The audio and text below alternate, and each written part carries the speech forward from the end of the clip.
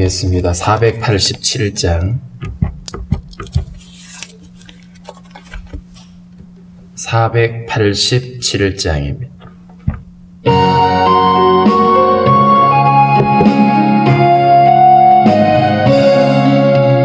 어둠 위에 빛이 오며 바람 부누에 잔잔하고 소나기 후에 햇빛 나며 수고한 후에 심의인데 연약함 후에 강건하며 애통한 후에 위로받고 눈물 난 후에 웃음 있고 씨 뿌린 후에 주수하네 괴로움 후에 평안 있고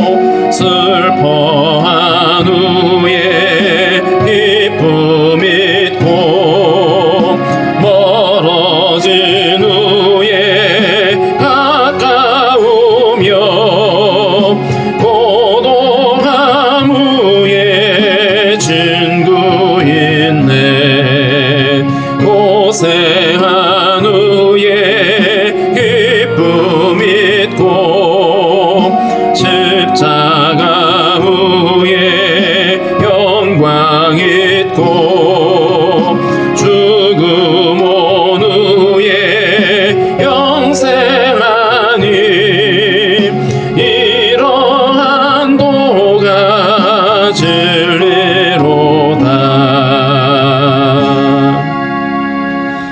기도하겠습니다. 살아계신 하나님 아버지, 오늘도 우리에게 새 아침을 허락해 주시고 주님 앞에 나와서 주를 찬양하며 기도하게 하신 하나님 감사합니다. 세상이 사망의 권세가 가득하고 죽음의 두려움들이 많은 사람들을 힘겹게 하고 있는 이러한 때에 하나님 아버지 더욱더 우리 안에 우리가 주님을 바라보며 우리에게 더 나은 것을 허락하시는 하나님을 신뢰할 수 있도록 하나님 우리에게 믿음을 주시기를 원하고 기도합니다.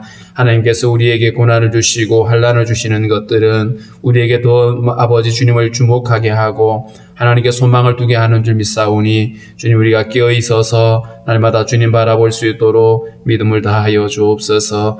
원 없는 것은 아버지 지구촌 가운데서 이렇게 전염병으로 고통하고 있는 많은 사람들, 또 아버지 전쟁과 자연재해로 인해서 고통하고 있는 사람들을 긍휼히 여겨주시고 저들이 이 고난을 통해서 주님을 경험할 수 있도록 주께서 함께 해주시기를 원하고 기도합니다. 이 나라와 민족을 긍휼히 여겨주시고 이 땅에 행하여지는 모든 거짓과 위선과 모든 아버지 불의함들이 제거될 수 있게 도와주시고 사람들이 하나님을 두려워하며 하나님 아버지 하나님의 지혜를 구할 수 있도록 주님 인도하여 주시기를 원합니다. 특별히 위정자들이 거짓 없게 하시고 정의롭게 행할 수 있도록 하나님 도와주시고 하나님 두려워하는 마음을 허락해 주시며 하나님의 창조 질서를 거스리는 모든 악한 시도들이 중단될 수 있도록 주님 인도하여 주옵소서. 한국 교회가 껴있게 도와주시고 하나님 아버지 교회가 이 마지막 어두운 시대에 빛의 사명을 감당할 수 있도록 인도하여 주옵소서. 하나님 오늘도 성도들의 간구와 기도를 기뻐 받아주시며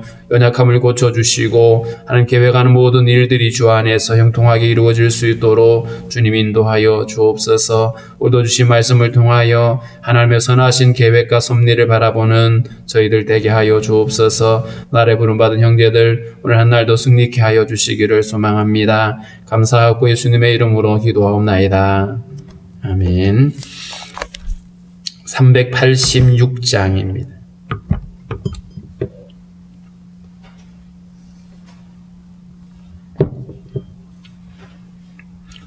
(386장)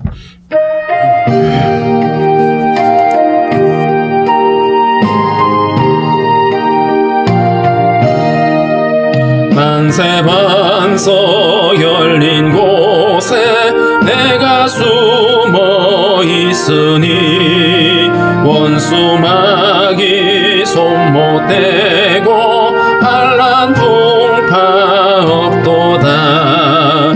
만세 반석 열린 곳에 내가 편히 쉬리니 나의 반석 구주 예수 나를 숨겨주소서. 죄에 매여 죽을 인생 편히 쉬기 바라니 주의 가슴 넓은 품에 내가 찾아 안기네. 만세 반석 열린 곳에 내가 편히 쉬리니 나의 반석 구주 예수 나를 숨겨주소서.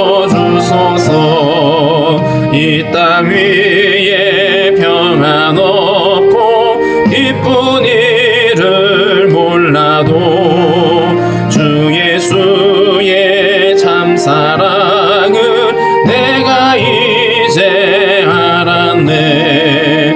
만세 반석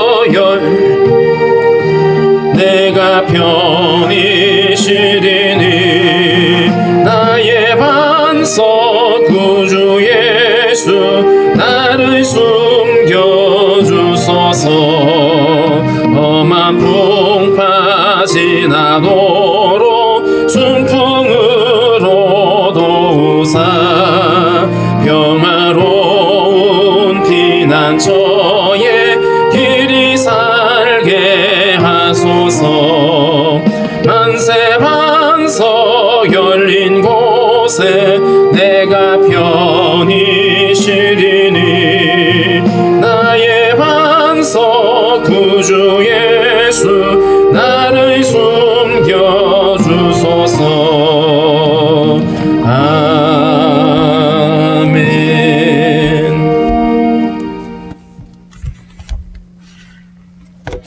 사도행전 28장 1절부터 15절 말씀입니다. 사도행전 28장 1절부터 15절까지 함께 읽겠습니다. 우리가 구조된 후에 안즉 그 섬은 멜리데라 하더라. 비가 오고 날이 참에 원주민들이 우리에게 특별한 동정을 하여 불을 피워 우리를 다 영접하더라. 바울이 나무 한 묶음을 거두어 불에 넣으니 뜨거움으로 말미암아 독사가 나와 그 손을 물고 있는지라. 원주민들이 짐승이 그 손에 매달려 있음을 보고 서로 말하되 진실로 이 사람은 살인한 자로다. 바다에서는 구조를 받았으나 공의가 그를 살지 못하게 함이로다 하더니 바울이 그 짐승을 불에 떨어뜨리버림에 조금도 상함이 없더라.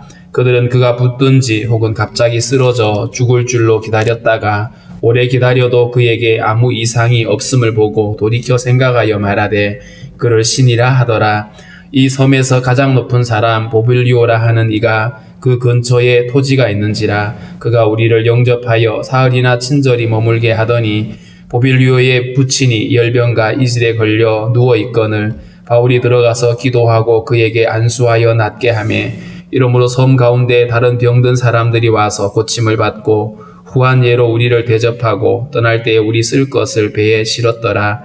석 달 후에 우리가 그 섬에서 겨울을 난 알렉산드리아 배를 타고 떠나니 그 배의 머리 장식은 디오스 구라라. 수라구사에 대고 사흘을 있다가 거기서 둘러가서 레기온에 이르러 하루를 지낸 후 남풍이 일어나므로 이튿날 보디올에 이르러 거기서 형제들을 만나 그들의 청함을 받아 이래를 함께 머무니라. 그래서 우리는 이와 같이 로마로 가니라. 그곳 형제들이 우리 소식을 듣고 아비오 강장과 트레이스 타베르네까지 맞으러 오니 바울이 그들을 보고 하나님께 감사하고 담대한 마음을 얻으니라. 아멘. 바울의 배가 풍랑을 맞아서 그렇게 한참을 고생을 하다가 마침내 도착한 곳은 멜리데라고 하는 섬인데 제가 전에 나눠드렸던 지도를 한번 보시면요.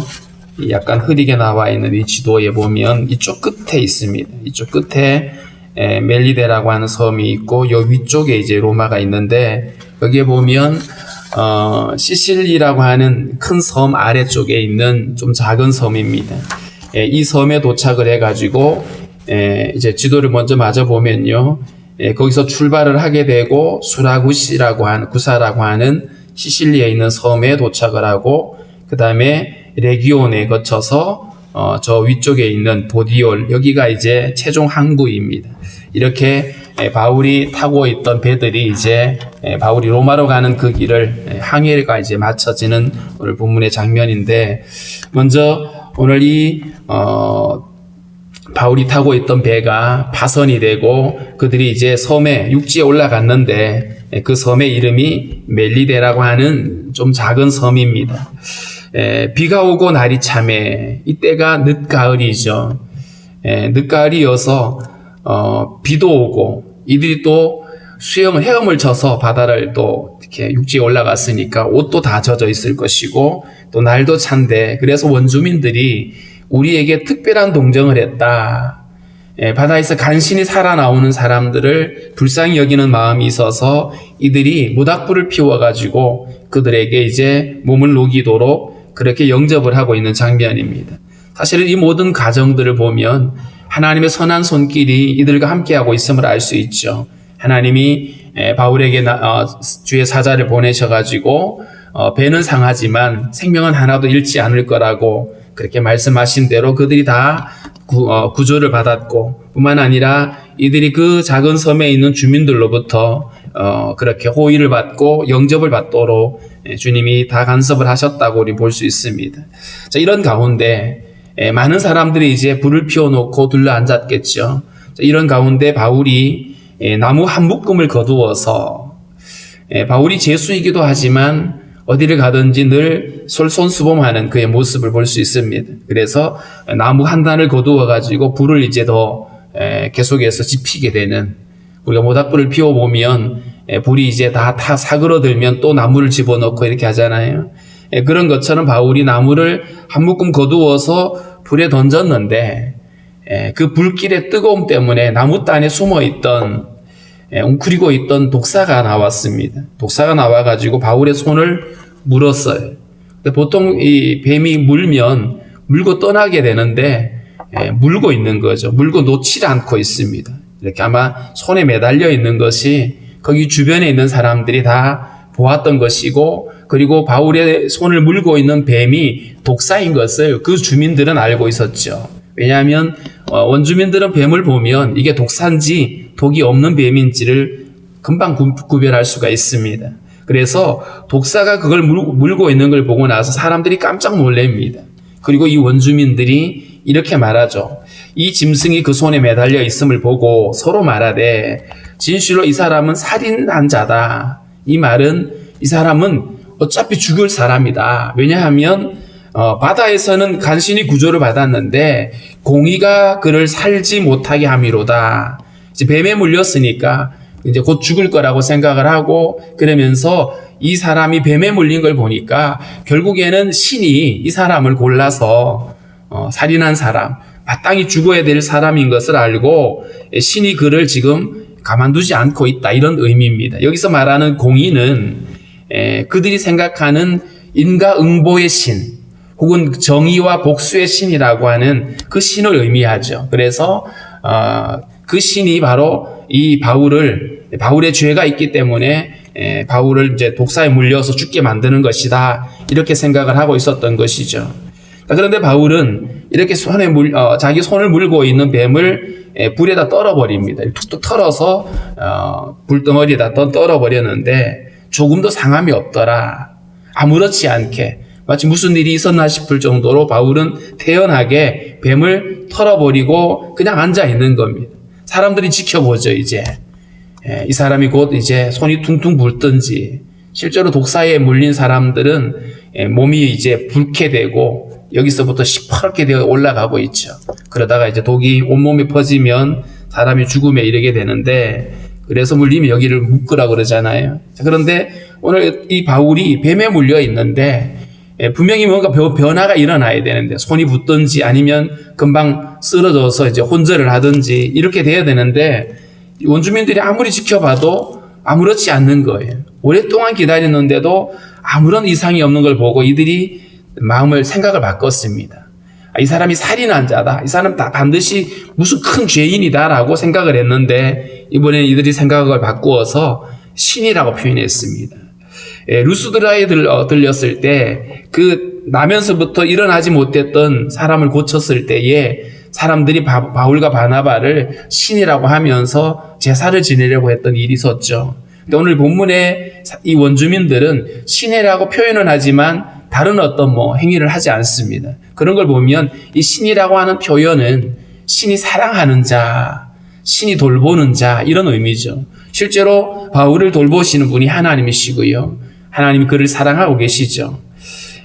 이 독사의 독을 이겨낸 이 모습들, 마가복음에 보면 그런 표현들이 있습니다. 믿는 자들에게 이런 기적이 일어날 것이다 라고 하면서 독사를 집을 것이다 이런 표현을 쓰기도 했죠. 자, 아무튼 하나님께서 기적을 보게 하셨는데 이 기적을 통해서 바울을 바라보는 사람들의 시선이 달라졌을 것입니다. 자, 그리고 나서 이 섬에 가장 높은 사람 보빌리오라 하는 이가 그 근처에 토지가 있는지라 그가 우리를 영접하여 사흘이나 친절히 머물게 하더니, 여기서 초대받은 사람들이 바울의 일행인지 아니면 전체인지는 알 수 없지만 아무래도 보면 바울의 일행일 수 있겠죠. 한 가정이 276명이라 되는 다 많은 사람들을 초대하기에는 쉽지 않았을 겁니다. 그런데 바울이 이렇게 뱀에 물렸는데도 불구하고 아무렇지도 않는 것을 보고 그의 일행을 불렀다라고 볼 수 있습니다. 신이 사랑하는 자를 초대를 해서 영접을 하게 되는데 사흘 동안이나 그 집에서 친절하게 베풀고 이렇게 있었습니다. 여기서 보블리오라고 하는 사람, 가장 높은 사람이라고 표현되어 있는데 원주민의 추장일 수도 있겠지만 대부분의 학자들은 이런 얘기를 합니다. 로마가 파송한 총독의 수하에 있는 관리, 이를테면 천부장이나 이런 사람일 것이다. 그 섬을 관리하는 사람, 왜냐하면 그 행정구역을 관리하도록 파송을 하거든요. 로마가 자기들이 관리하고 있는 섬에 그렇게 하고 있는데 보빌리오가 바로 그런 사람일 것이다. 아무튼 그 가장 높은 사람인 이 집에 초대를 받아서 거기서 사흘 동안 머물게 되는 이 모습들, 여기서 사흘 동안 뭘 했겠습니까? 바울이 이들에게 복음을 전했겠죠. 어쩌면 하나님께서 이 바울이 탔던 배를 파선하게 하고 마침내 이 섬에 들르게 하셨던 이 과정들을 보면서, 그리고 그렇게 구조되어지고 또 뱀에 물렸는데도 아무런 이상이 없고 하는 이 모습들을 보면 오늘 하나님은 이들에게 복음을 전할 수 있는 기회를 주신 것으로 우리는 생각해 볼 수가 있습니다. 환난을 통해서, 고난을 통해서 정말 이해할 수 없는 그런 어려움을 겪고 나서 이들이 도착한 곳이 바로 이 멜리데 섬이었고, 거기 섬에 있는 높은 관리에게 복음을 전할 기회를 얻게 되는 것. 하나님은 이렇게 한 영혼에게 복음을 전하기 위해서 여러 가지 방법들을 주님이 사용하시거든요. 예를 들면 빌립보에 있을 때에는 그 간수에게 복음을 전하도록 바울과 실라가 억울하게 감옥에 갇히기도 했죠. 자, 이런 과정들을 통해서 하나님이 복음을 전하도록, 오늘 보빌리오라고 하는 사람에게 복음을 전하도록 하기 위해서 이 사람뿐만 아니라 그 섬에 있는 많은 사람들에게 복음을 듣게 하도록 하나님은 이 일을 섭리하고 계신다는 사실을 알 수 있습니다. 6절에 보면 보빌리오의 부친이 열병과 이질에 걸려 누워있거늘 바울이 들어가서 기도하고 그에게 안수하여 낫게 하며, 여기서 보빌리오의 부친이, 아버지가 열병과 이질에 걸렸다. 근데 이 이질에 걸렸다고 할 때에 이 사도행전을 기록한 누가는 의사거든요. 그러니까 의사가 볼 때에 그 증세와 이런 걸 보면서 이 병이 뭔 병인지를 알고 있습니다. 그런데 그가 낫게 되어지는 것은 바울이 기도하고 안수해서 낫게 되죠. 하나님이 치유하신 겁니다. 그래서 물론 누가가 의사로서 여러 가지 역할도 했겠지만 오늘 누가는 이 모든 그 치유와 이적의 상황들이 하나님께서 하셨음을 말해주고 있습니다. 9절에 보면 이러므로 섬 가운데 다른 병든 사람들이 와서 고침을 받고, 이 보빌루의 아버지가 이질에서 걸려 있었는데 기도하고 안수했더니 고침을 받았다는 얘기는 금방 그 작은 섬에 다 소문이 났을 것이고 병든 사람들이 우리도 고쳐달라고 몰려왔다라고 보는 것이 맞겠죠. 자, 그래서 여기에 하나님의 기적이 일어나게 되고 많은 사람들이 이 바울이 전하는 복음을 들었을 겁니다. 실제로 전해오는 전승에 의하면 이 보빌리오라고 하는 사람이 이 섬의 초대 감독이 됐다라고 하는 전승이 전해지고 있다고 하죠. 여기서 많은 사람들에게 복음이 전하게 되고 또 거기서 고침을 받았던 사람들이 후한 예로 우리를 대접하고 떠날 때에 우리 쓸 것을 배에 실었더라. 물론 이 배는 그 다음 절에 나와 있는 다른 배이죠. 이렇게 그곳에 들어가서 가장 높은 관리인 집에 그곳에서 머물고 뿐만 아니라 거기서 복음을 전하고 병자들을 고치는 이런 일들을 하게 되는 것입니다. 복음을 가진 자들은 어느 곳에 가든지 어떤 형편에 있든지 그들 안에 있는 복음을 나누고 전하는 이런 모습을 볼 수 있겠죠. 석 달 후에 3개월을 왜 지냈을까요? 왜냐하면 겨울이기 때문입니다. 그리고 거기 보면 우리가 그 섬에서 겨울을 난 알렉산드리아 배를 타고, 그러니까 이 멜리데라고 하는 섬에서 겨울을 나는, 원래 바울이 탔던 배는 베닉스라고 하는 항구, 그레데 섬에 있는 항구에서 겨울을 나려고 했는데 이 멜리데에 이미 겨울을 나기 위해서 지금 머물고 있는 알렉산드리아 배가 있었다. 바울이 탔던 배도 알렉산드리아 배였잖아요. 그는 이 말은 알렉산드리아라고 하는 아프리카 이 지중해 해변에 있는 그 도시인데 거기서 출발해서 로마로 오는 그 배를 말을 하고 있고요. 그런데 이 배가 이 멜리데 섬에서 겨울을 났습니다. 자, 그리고 나서 이제 이 바울이 석 달 후에라고 했는데 2월 중순경이 되겠죠. 자, 이때에 이제 겨울이 지나가고 배가 이제 운항을 할 수 있는 이런 시점이 되어졌는데 이 배의 머리 장식은 디오스구로다 이렇게 말했어요. 이 디오스구로는 제우스의 쌍둥이 신들을 말하고 있는데 이 배에다가 이런 장식을 만들고 배에 이름을 그렇게 붙이는 이유는 이 신들이 자기들을 지켜줄 거라고 믿었기 때문에 그렇게 하는 것이고요. 아무튼 이 배를 타고 이들이 이제 로마를 향해 가고 있습니다. 가면서 수라구사, 시실리에 있는 이 섬에 있는 항구를 들려서 사흘을 머물렀는데 아마 이 배에는 화물선이니까 거기에는 짐을 내리고 하는 이런 시간들을 보냈을 것이고요. 그 다음에 거기서 둘러가서 레기온에 이르러 하루를 지낸 후에 남풍이 일어난 후 이튿날 보디올에 이르렀다. 레기온에서 출발을 해서 보디올이라고 하는 마침내 로마를 향하는 마지막 항구 도시에 도착을 하게 된 것입니다. 풍랑이 있었고 환란이 있었고 어려움이 있었지만 하나님 마침내 이 소원의 항구에 도착하게 하셨던 것이죠.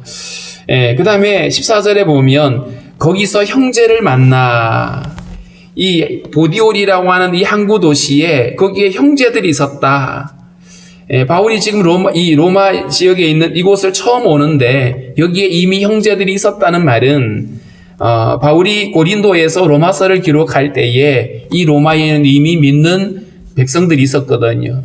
그래서 로마 교회를 향해서 편지를 썼던 것처럼 이곳에는 이미 유대인들이 살고 있었고 뿐만 아니라 알렉산드리아고 하는 이곳은 이미 오래전부터 유대교가 이렇게 많이 전해져 있었고요. 뿐만 아니라 기독교인들이 이곳까지 복음을 전했을 것으로 우리가 여겨지고 이미 거기에는 무형의 교회가 있었다라고 보는 것이 맞을 겁니다.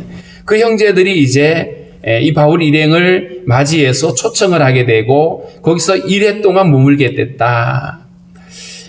어떻게 제수의 몸으로 가는데 1회를 머물 수 있었을까?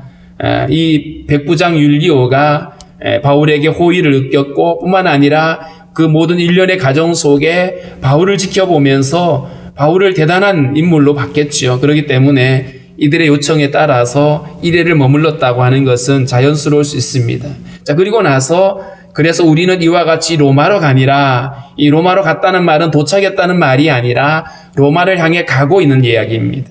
자, 로마를 향해 가고 있는데 15절에 보면 그곳 형제들이 우리 소식을 듣고 앞비오 강장과 트레이스 타베르네까지 맞으러 왔다. 개역 한글에서는 트레이스 타베르네를 삼간이다 이렇게 말했는데 세 개의 여간이 있는 곳 이런 의미거든요. 여기는 로마로 가는 길목에 있는, 우리나라로 말하면 한양으로 가기 위해서 말죽거리를 지나가는 이런 개념이죠. 교통의 요충지인데요. 아무튼 여기에 형제들을 만나서 그들이 영접하러 나왔다 이렇게 말했어요. 바울을 맞이하기 위해서 이들이 이곳으로 나오고 있어요. 소식을 듣고 맞으러 왔다. 그런데 놀라운 것은 지금 이들이 가고 있는 이 길이요, 로마로 가는 이 길이 전쟁을 치르고, 이 로마 군인들이 전쟁을 치르고 승리의 개선가를 부르고 로마로 향하여 가던 그 길입니다. 그러니까 어떻게 보면 바울은 제수의 몸인 것처럼 보이지만 사실은 어느 곳에 가든지 그는 개선가를 부르고 입성하는 모습인 거죠. 주의 백성들이 그들을 맞이하러 나오고, 그리고 바울은 그들을 보고 하나님께 감사하고 담대한 마음을 얻었다. 비록 제수이라고 하는 이름을 가지고 로마를 향해 가고 있지만 오늘 하나님은 이 바울을 제수가 아니라 자유인으로서 복음을 가진 승리의 자의 모습으로 그들을 로마로 보내고 있는 모습을 알 수가 있고, 뿐만 아니라 이 믿는 성도들을 통해서 오랫동안 이 여행에 지쳐 있을 만한 당신의 백성들, 바울과 그의 일행들을 위로하시는 하나님의 모습을 볼 수가 있습니다.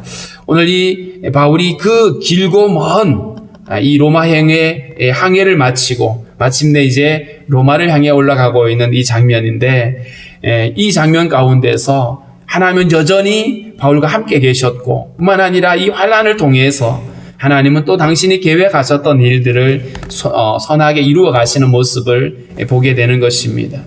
살다가 보면 우리에게도 고난이 찾아오고 원치 않는 환난의 때가 있을 수도 있습니다. 그런데 그 환난을 통해서 마침내 우리를 하나님께서 계획하신 대로, 하나님이 뜻하신 대로 우리를 이끄시는 하나님, 마치 요셉의 일생이 그러했던 것처럼 우리는 다 알지 못하지만 하나님은 그 모든 환난과 어려움들을 통해서 하나님이 계획하신 그 일들을 하나씩 이루어 가시는 하나님. 그렇다면 그 환난조차도 요셉에게 적용했던 것처럼 형통이라고 하는 단어를 쓸 수가 있었던 것이죠. 우리를 에워싸고 있는 수많은 상황들이, 그리고 이 지구촌을 얽어매고 있는 수많은 이 어려운 일들이 우리에게는 고난이고 환난인 것처럼 그것은 분명한데, 그럼에도 불구하고 우리에게 더 나은 것을 허락하시는 하나님 우리가 주목하고, 하나님의 뜻이 우리들 동안에 또 이 환난들을 통해서 하나님의 뜻이 이루어지도록 우리는 기도해야 될 것입니다. 그래서 환난을 통해서 더 나은 것으로 인도하시는 주님을 신뢰하는 믿음으로 우리가 또 이 환난을 함께 이겨내고, 우리 어느 곳에 가든지 우리가 예수 그리스도 안에서 참 자유인인 것을 잊지 않고 당당하게 담대하게 살아갈 수 있게 해달라고 우리 기도하도록 하겠습니다.